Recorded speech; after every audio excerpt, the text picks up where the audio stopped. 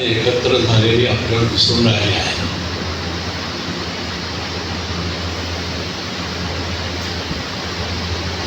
त्या संपूर्ण प्रतिभावंतांना मी मनहृदयापासून अभिवादन करतो. आता ही जागृती आहे की काय आहे यावर मी भाष्य करणार नाही. आजच्या माझ्या भाषणाचे मुद्दे जरा वेगळे आहेत. या सुंदर रेखीव आखीव कार्यक्रमाचं ज्यांनी आयोजन केलं असे साहित्य अकादमी आणि दंडकारण्य शैक्षणिक संशोधन विकास संस्था गडचिरोली यांना मी मनापासून धन्यवाद देतो. बल्लारशालाही आम्हाला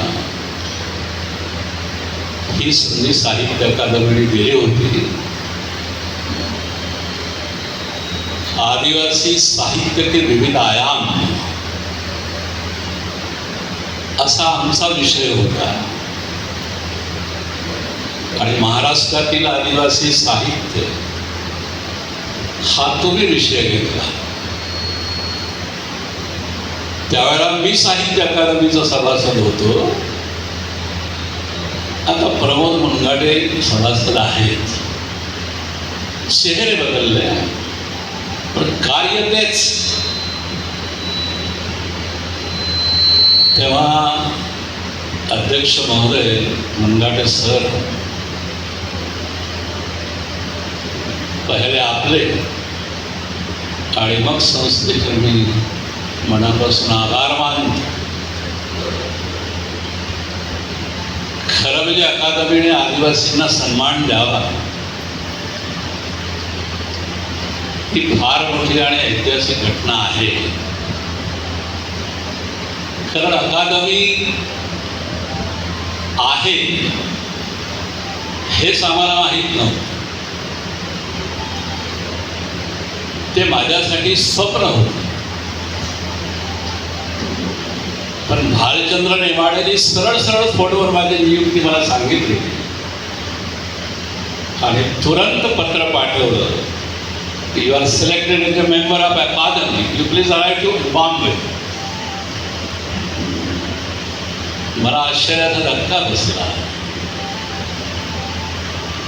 आणि 3 वर्ष अक्षय कुमार काळे सर, मी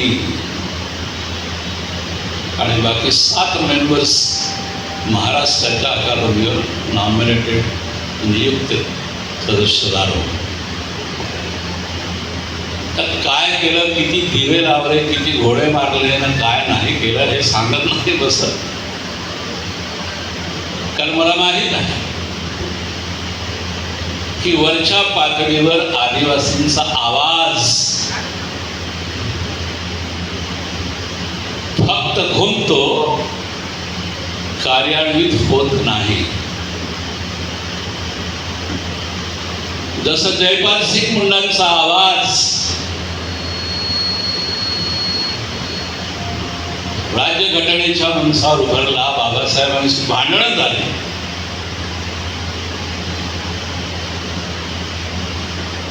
जयपाल सिंग मुंडा म्हणाले होते की I want tribal, not tribal, Adivasi as original in the constitution of India. Doctor Ambedkar, please do this positive.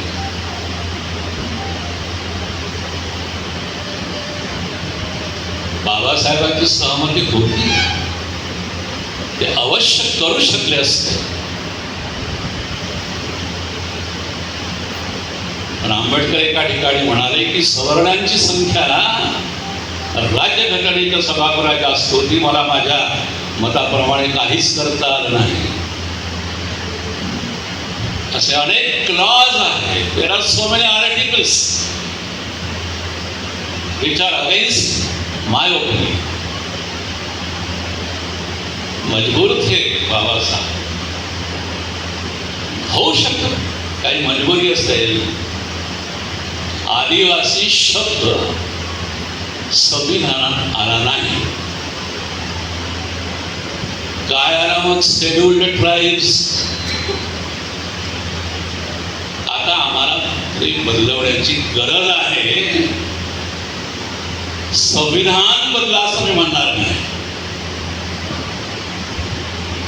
कारण बाबासाहेबांनी प्रोव्हिजन्स करून ठेवली की the constitution of India cannot be changed at all. The basic structure of the constitution cannot be changed, but it can be amended. आम्ही ती मागणी करू की आता शेड्युल्ड ट्राईबच्या ठिकाणी एक तर इंडिजिनियस किंवा सरळ सरळ आदिवासी हा शब्द आला पाहिजे.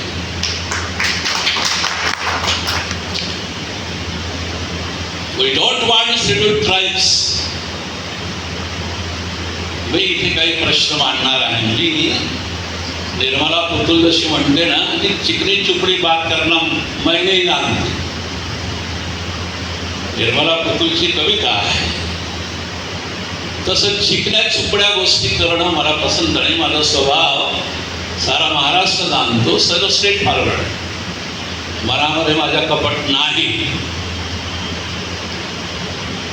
मला जे कालपासून जाणवलं, सर विनंती आहे, कुठल्या दृष्टीनं त्याचं वाईट वाटून घेऊ नका प्लीज. मी क्षमा मागतो. मी द्वादशीवर सरांची क्षमा मागतो. माझ्या विद्यार्थी जीवनापासून मदन धनकर सर आणि द्वादशीवर सर 1973 पासून यांना मी चांगलं ओळखतो. मी धनकर सरांना गुरुस्थानी मानलं होतं. राणबंद ओंकारांच्या मुक्तीनायक या ग्रंथामध्ये मी धनकर सरांवर लेखही लिहिला. त्यांच्या गौरव ग्रंथामध्ये लेखही लिहिला. ते मी द्वादशीवर सरांच्या बाबतीत नाही करू शकतो.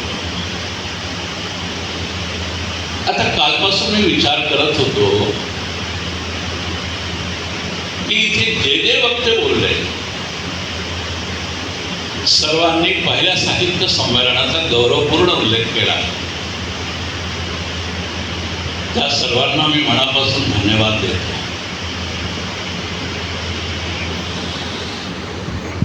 तुम्हाला हे सांगितलं पाहिजे की पहिलं साहित्य संमेलन भद्रावतीला जेव्हा मी घेतलं, संमेलनाचे अध्यक्ष कृष्णमूर्ती मिरमिरा होते. मांडवकर आले नाही, त्यांना बोलवलं होतं, ते नियोजित अध्यक्ष होते. पण बहुजनांची दृष्टी कशी असते ती त्याने दाखवून दिली. ते आलेच. डॉक्टर यशवंत मनोहर सर उद्घाटक होते. राम शेवाडकर सर प्रमुख पाहुणे होते.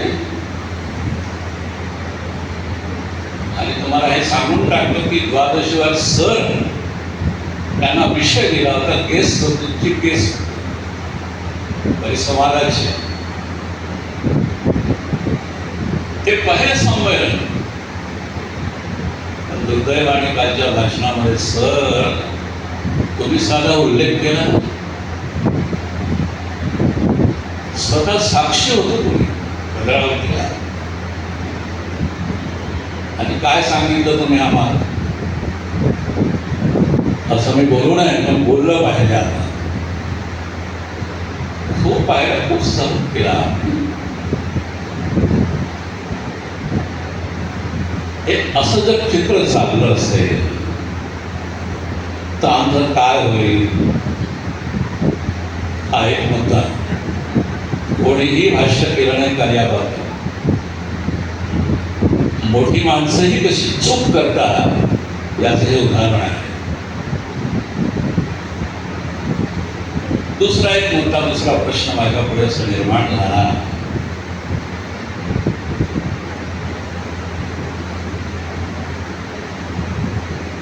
की सगळ्यांच्या बोलण्यातून एक संदर्भ आला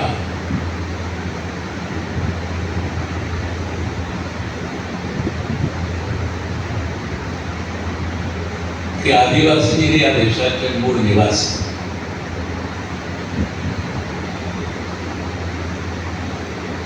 आम्हाला ते पाहिजे ते पाहिजे असं पाहिजे तसं पाहिजे सर्व मंजूर आहे.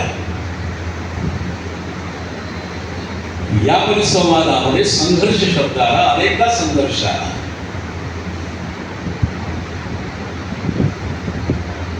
तर मी विचार करत होतो की संघर्ष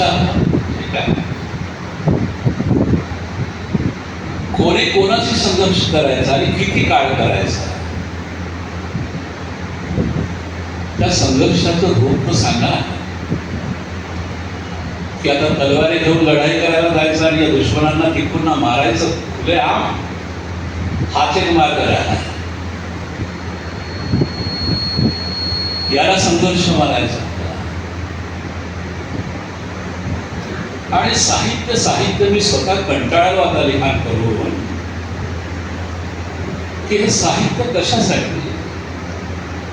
मी काळे सरांशी बोलताना त्यांना म्हणालो की सर आता काय सुरू आहे तुमचं. ते मला म्हणाले मी सारं बंद करून टाकलं. कोणासाठी लिहायचं, का लिहायचं. ते सरांचे शब्द आहेत, काळे सरांचे, मराठी साहित्य संमेलनाचे अध्यक्ष. मीही थकलो, माझे हात थकले, लेखणी माझी थकली. आंबेडकर लिहिता लिहिता मरण पावले, गेले महानिर्वाण झालं त्यांचं. ती अवस्था आम्हाला. काय परिवर्तन झालं सांगा बरं मला. आजही तोच आवाज आहे जो 50 वर्षापूर्वी. आजही तीच प्रवृत्ती आहे जी 100 वर्षापूर्वी होती, आजही तेच आहे. काय बदललं. भाराभर ग्रंथ झाले, भाराभर नाटकं झाली, प्रयोग झाले, शेकड्याची पुस्तकं निघाली. कवी संमेलनामध्ये सहभाग घेणारे कवी जन्माला आले. पण परिवर्तन याला सुशिक्षित म्हणायचं का. हे शिकलेलं नाही एवढं भाराभर का चाकायचे आहेत आम्हाला की यांची आरती वाढायची आहे. वर्तनामध्येच काही परिवर्तन नाही, या साहित्याला अर्थ नाही. तुम्ही सर्व इथे ग्रॅज्युएट झालेले आहात, BEd झालेले शिक्षक आहात. काय शिक्षणाची व्याख्या. BEd ला पहिल्यांदा शिकवलं जातं what is mean by education. The change in the behavior of a man is education. माणसाच्या वर्तनात परिवर्तन म्हणजे शिक्षण. या व्याख्येलाही बदललं पुढे एका शास्त्रज्ञाने की the proper change in the behaviour of man. Proper शब्द आला. माणसाच्या वर्तनामध्ये परिवर्तन. तो बेवडा नसेल, दारू प्यायला लागला, हेही परिवर्तन आहे. जो स्त्रीसंग करत नसेल आणि जर तो रंडीबाज झाला असेल, हेही परिवर्तन आहे. मग तो शिकला का, चाटायचं त्याच्या डिग्र्यांना. मग त्याचे शब्द आला की the proper change in the behaviour of A man in the education. आणि हे परिवर्तन जर आमच्या साहित्यातून होत नसेल तर त्या साहित्याला तेवढी मोल समजते. माझं साहित्य मला नकोस वाटतं खरं सांगतो. तेच माणसं, ती जेलसी, तो स्वभाव, ते आचरण. काय बदलला सांगा बरं मला. काय बदललं. काय कपडे बदलले, शान श्रोते बदलली, लुगड्याच्या ठिकाणी साड्या आल्या, सगळं काही तेच. काय बदललं. म्हणून तो बिल बर्न बॅच नावाचा एक मोठा विद्वान झाला. तो असं म्हणतो if you stand for something you will always find some people for you and some against you. तुम्ही काही करायला पुढे येत असाल, समाज माझा, समाजासाठी मी काही केलं पाहिजे, ज्या समाजाने मला मोठं केलं त्यांच्यासाठी जगलो पाहिजे. बाबासाहेब म्हणाले होते की स्वतःसाठी जगलास तर मेलास, दुसऱ्यासाठी जगलास तर जगलास. तशासारखं मी काही केलं पाहिजे या भूमिकेने जर कोणी येत असेल तर तुम्हाला असं दिसेल की समाजामध्ये आपोआप तुमचे दुश्मन होतात आणि समर्थकही होतात. समजून घ्या, अत्यंत गांभीर्याने बोलता मी विधान करतो आहे. एकाच वेळेला दोन प्रवृत्ती समाजामध्ये निर्माण होतात. एक सदैव तुमच्या पाठीवर हात करेल, चला चांगलं करा, मुनगाटे सर सुंदर, संस्था चांगली काढली, सगळं काय सुंदर आहे. हा प्रशंसकांचा एक वर्ग, चाहत्यांचा एक वर्ग झाला. त्याच्या अगदी उलट दुसरा एक वर्ग निर्माण होतो, काळी करणारा काळी करते, निव्वळ काळ्या करत राहते. करणं धरणं काही नाही, तो असा ती तशी ती तसं, ती संस्था अशी, भ्रष्टाचार, साऱ्या जमान्याची बदनामी. ही बदनामी माझ्या वाट्याला आली, आंबेडकरांच्या आली, महात्मा फुलेंच्या आणि साऱ्या संतांच्या वाट्याला. बदनाम हो गए हम. हा असा एक वर्ग. पण हे केव्हा, जेव्हा तुम्ही काही करायला पुढे येत असाल तर. आता तुम्ही म्हणाल की मुझे क्या लेना है समाज, क्या दिया समाज ने मुझे, क्यों मैं इनके लिए करूं? कौन है वो आदिवासी, कौन है वो दलित? मैं कमाता हूं, मेरी तनख्वाह है, मैं खुश रहूंगा, मेरी बिल्डिंग, मेरी गाड़ी, सब कुछ मेरा है, मुझे किसी से कोई लेना देना नहीं. या भूमिकेने जर जगत असाल, दुसऱ्या वाक्यामध्ये तो सांगतो की if you stand for nothing, कुछ नहीं करोगे तो you will always find nobody following and nobody against you. तुमचा कोणी मित्रही होत नाही आणि कोणी शत्रूही होत नाही. या दोन वाक्यांपैकी तुम्हाला काय निवडायचं ते निवडा आणि जगा रे बाबा खुशाल. तरी सुद्धा साऱ्या टीका सहन करून आम्ही करतो. बाबासाहेबांनी जगामध्ये असा एकही महापुरुष नाही ज्याच्यावर टीका झाली नसेल. आणि तीच प्रवृत्ती जर आम्ही शिकले सवरणे माणसं जर चालवत असतो, या साहित्याची काय करायची, चटणी करायची की पूजा करायची, काय करायचं तुम्ही सांगा बरं मला. आमची मनच नाही जोडली. दादा मला सकाळी बोलताना बोलले की सगळ्या साहित्यिकांनी एकत्र झालं पाहिजे. मी त्यांना एका शब्दात म्हटलं की जन्मभर शक्य. आज जन्म काय, 100 जन्म आम्ही घेतले कधी शक्य. कारण प्रत्येक माणसाला इगो आहे, अहम आहे. अहम शिवाय माणूस नाही. अहम रक्षामी, रावणाचं उदाहरण आहे. तो जसा घमंडाने जगला, नेहमी म्हणायचा अहम ब्रह्मास्म. हा तो इगो असतो, हा निसर्ग सृष्टीतून निर्माण झालेली प्रवृत्ती आहे. तीन प्रवृत्ती सतत विश्वामध्ये आहेत, रज तम आणि सत्व. त्यामुळे कधीच आपण येत नाही होणार. दादा लक्षात ठेवा, एक होऊ शकतो की तात्पुरतं आपण आपले इगो बाजूला ठेवून संघटित होऊ शकतो, तर तेही आमच्या रक्तात. हे आमचं दुःख आहे. 50 वर्ष झाले आम्ही आमची चटणी करून घेऊन राहिलो, टीका करून आमच्यावर सहन करून राहिलो. मी खूप नाराज आहे, मी खूप नाराज आहे. अरे नका आमचा सन्मान करू, सादर करू ना. ते चांगलंही नाही बोलणं हो, आणि छुप्या दरवाजाने येतात जो फायदा घ्यायचे घेतात आणि मग ताठेर होऊन जातात. ही आमची जर प्रवृत्ती असेल, पाय साठून आमचं पोलीस सुद्धा नाही करू शकणार. साहित्य जरा बाजूला ठेवलं, खूप झाला. पुढे येणारी पिढी, येणाऱ्या हजारो शेकड्याने पुस्तक निर्माण होतील. पहिल्या साहित्य संमेलनामध्ये शेवाळकरांनी हा प्रश्न मांडला होता, बनकर सर, राम तुम्ही हे संमेलन घेऊन राहिले, ठीक आहे, तुमचं साहित्य कुठे आहे? अरे कोण वाचणार तुमचं साहित्य? आता मी सांगायची गरज नाही, शेकड्याने पुस्तकं निघाले आणि मराठी साहित्याच्या सगळ्या मागणी प्रकारामध्ये लेखन सुरू झालं. पहिलं उत्तर शेवाळकरांनी तुम्ही दिला आपल्या कृतीतून.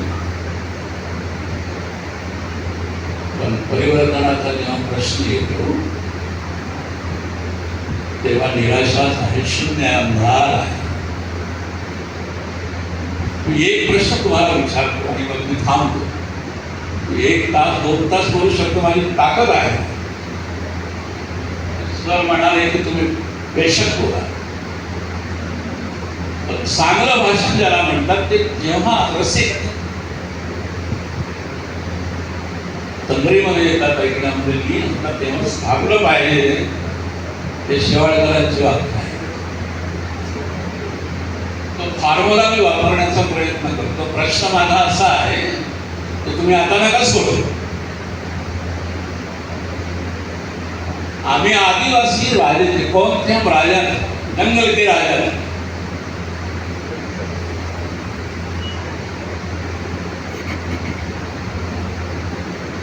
इथं हेही सांगितलं गेलं की गोंड, मिल्ल, कोरकूर, मीना हे सगळे राजे होते. गोंडांचं वैभव इथेही आहे, चंद्रपूरला आहे, पूर्ण गोंडवाडा प्रांत आहे. आणि चंद्रपूरच्या गादीवर एक नाही 32 राजे झाले. 32 गिराई त्यापैकी एक शासक. गडमंडळाच्या राजगादीवर 82 राजे झाले. रघुनाथ शहा आणि शंकर शहा हे शेवटचे वारस होते. नाटकाचे विषय आहेत बनकर सर, ज्यांना तोफेच्या तोंडी उडवल्या गेल्या. क्रांतीवीर झाले शेकड्याने, नावही माहीत नाही. आता माझा एक प्रश्न आहे की एवढे ज्या समाजामध्ये, ज्या ग्रुपमध्ये, त्या प्रदेशामध्ये इतके क्रांतिकारक एवढे राजे झाले आणि हे अशी आमची दशा. एक आंबेडकर झाला, फक्त एक आंबेडकर, सारा समाज सांगत ज्याची उदाहरणं आम्ही देतो, ज्याचा आदर्श सांगतो. आणि हे एवढे सगळे झाले ढगभर डझनभर. ही आमची अशी दशा. मग प्रश्न निर्माण होतो की या लोकांनी काय केलं, काय दिलं? मनात आणलं असतं तर 100 विद्यापीठ या गडचिरोलीमध्ये तेव्हाच निर्माण झाली असती. या गोंडवानासाठी लढाई नाही करावी लागली असती. ये काम तो हमारे पहले करना था, तेही नाही केलं. ते तुम्ही आम्हीच केलं सगळ्यांनी. आम्ही लेख लिहिले, प्रतिक्रिया दिल्या, आमचं नाव कुठेच नाही. मग कोणाचं नाव येतं? खासदार थे वो बहुत बडे, ज्यांचं कवडीचं योगदान नाही त्यांची नाव पुढे. तो भाग्य आहे. आता मी जर असं म्हटलं की गोंडवानामध्ये क्रांतीवीर झाले, बाबूराव शळमाके जमीनदार होते ना. हो, शेकड्याने जमीन होती त्यांच्याकडे. आणि मोरमपल्लीचा जमीनदार होता त्यांचा मित्र व्यंकटेश शळमाके, तोही जमीनदार होता. मनात आणलं असतं बाबूरावजी तर त्या भागामध्ये तेव्हा विद्यापीठ आणि शिक्षण संस्था काढू शकले असते तुम्ही. केवळ तलवार घेऊन उठाव करणं विकास नाही होत. बुद्धिमत्ता पाहिजे, प्लॅनिंग पाहिजे, दृष्टी पाहिजे, सृष्टी पाहिजे. ठीक आहे तुमचं कार्य त्यावेळेला ब्रिटिशांच्या विरोधामध्ये अंधारामध्ये तुम्ही दिवा लावला, मान्य आहे, मुजरा मानाचा. पण बाबासाहेबांच्या पंक्तीला तुम्हाला नाही बसवता येत. छटाकभर 100-150 क्रांतिकारक झाले, काय बरोबरी करू शकता बाबासाहेबांची सांगा बरोबर. हे माझं दुखणं आहे. एवढी सत्ता ज्यांच्या हातामध्ये होती गोंधळाची, संपूर्ण गोंधळाची. हे गोंधळ या शब्दाला हे आलं कसं गोंधळ? आमच्याच राजांनी, आमच्याच गादीच्या गध्यांनी आमच्यात पूर्वीचं शोषण केलं. वाचा ते मराठवाड्याचं इंद्रावतीच्या परिसरातील माडिया जमात. मी त्याचं कोटेशन दिलं माझ्या लेखनात, त्याने बरोबर उत्तर दिलं. गोंधळावर केलं ते करून टाकलं, मूर्ख गोंधळावर वेगवेगळ्या संकल्पना मांडतात. मला सगळ्यात सुंदर जर विश्लेषण आवडलं असेल तर मराठवाड्यांचं आवडलं. त्या काळामध्ये कोणते ना कोणते बहाणे करून व्यापार करा, कोणतेही काही करा, या बहाण्याने हे सारे नाळा आहेत ते खूप आदिवासी भागामध्ये यायचे, पसरायचे आणि आमच्या सगळ्या सुंदर सुंदर मुलींना घेऊन पळून द्यायचे. मग पळवून देणारे सगळे हे त्या मुलीत ओळखायच्या कशा, म्हणून गोंधळ फिरते, सर्वांग गोंधळाची प्रक्रिया आमच्यात निर्माण झाली असं त्याचं म्हणणं आहे. मला पटलं ते. आता एक लेखक आहे राजेंद्र अवस्थी महाराजांचे, पानामध्ये काय काय लिहितात. राजेंद्र अवस्थी कादंबरीकार आहेत. आता मी जो विषय घेतला PhDचा हिंदीमध्ये मी करून लागलो.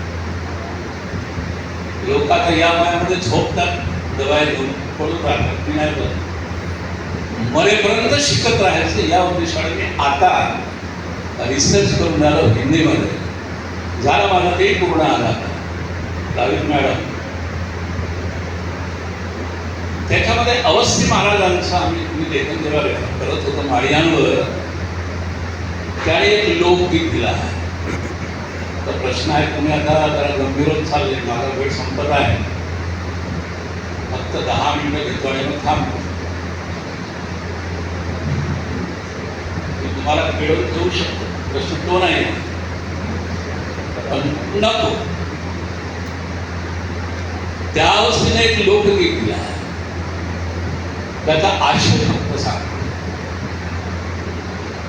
की ती जी मुलगी आहे, आदिवासी मुलगी, ती आईला विचारते की लग्नापूर्वी गोंधळ केलं पाहिजे का तू पोरी? आई सांगते मुलीला. मुलगी विचारते की का म्हणून गोंधळ केलं पाहिजे? बाय आशय असा आहे त्या गोंधळाचा की आई म्हणते की वेळानंतर गोंधळ ज्याला असेल त्यालाच फक्त स्वर्गात प्रवेश आहे. काय झाले? या बाईने गोंधळ केलं नसेल त्याला स्वर्गाचे दार बंद. ते कसं दागिना आहे, गोंधळ त्या अंगावर राहतं, बाकी मेलेल्या बाईचे सारे दागिने काढले जातात. तर हे गोंधळ घेऊन तू वर जा. आणि ही गोंधळाची संकल्पना हे आजचे विद्वान आमचे PhD करणारे मांडत आहे. याच्यावर मी कवितेबद्दल कॉमेंट असं केलं की ठीक आहे, गोंधळ करून जर स्वर्ग भेटतं ना, तर ब्राह्मणांनो आणि प्रस्थापितांनो तुम्ही गोंधळ करा ना, आणि त्यानं स्वर्गामध्ये सरळ सर. हे कशाला अनुष्ठान व्रत वैकल्पना पूजा पाठ त्याच्यासाठी सगळ्या बायांचं गोंधळ करून टाका. दिसतील का तुमच्या बायका सुंदर अशा गोंधळ केल्यानंतर पांढऱ्या पटक? सांगा बरं. आमच्या आमच्या बायका आमच्या मुली पडवल्या या आर्यांनी. जे आलं तुमच्याकडे रक्त हे आमच्याच मुली आहेत. जे आधी होते पहिल्या इथे. हे जर रिसर्च मध्ये आलं पाहिजे. मित्रांनो, मी जाता जाता एवढंच सांगेन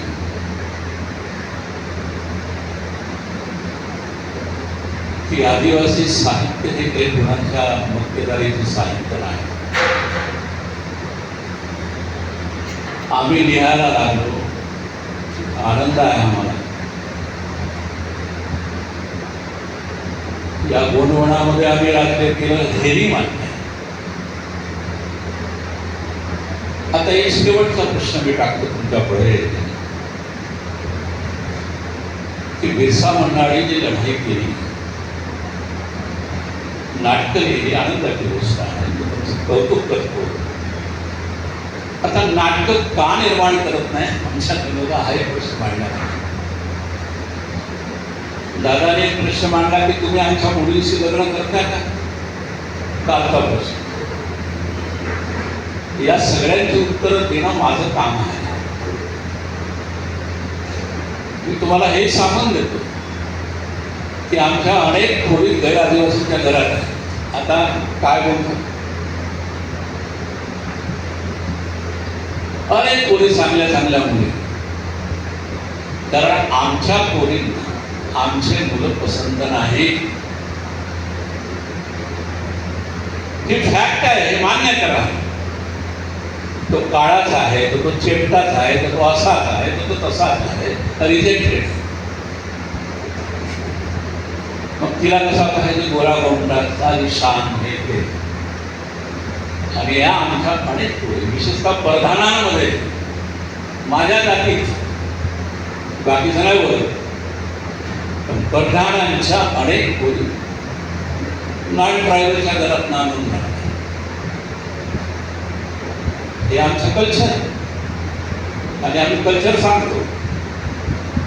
आमच्या संस्कृतीप्रमाणे लग्नाच्या वेळेला आमची कोठी परणू जाते नवरदेवाच्या घरी, हे लक्षात घ्या. म्हणजे तुमच्यासारखा नवरा बगलच्या डोक्यात टोपरं टाकून घोड्यावर बसून नवरीच्या घरी नाही जात.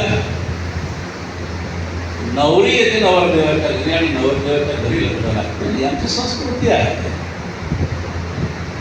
माझं लग्न तसंच झालं ना. माझी बायको माझ्या घरी आली आणि माझ्या पेंडामध्ये माझ्या परंपरेप्रमाणे लग्न झालं. इथे आहेत बसलेले साक्षी माझ्या लग्नाचे. अत्यंत गरिबाची पोरगी मागितली, 5वा वर्ग नापास ती, मोळ्या आणणारी मुलीच्या बाजारात डोक्यावर. बाबासाहेबांनी जसं रमाबाईला केलं स्वीकारलं, तसं मी माझ्या बायकोला शिकवलं. एवढा त्याग आहे. कृती पाहिजे. कोणाला भोंगाड्याने सांगायला होत नाही. महात्मा फुलेचं नाव घेऊन होत नाही. I want action at the same time reaction. तिला मी शिकवलं, 12वी तिला रात्रीच्या शाळेत घातलं. मी जगलो ना फुले. ती सावित्री झाली, मी फुले झालो. करून लागलं. आता ती BA बसली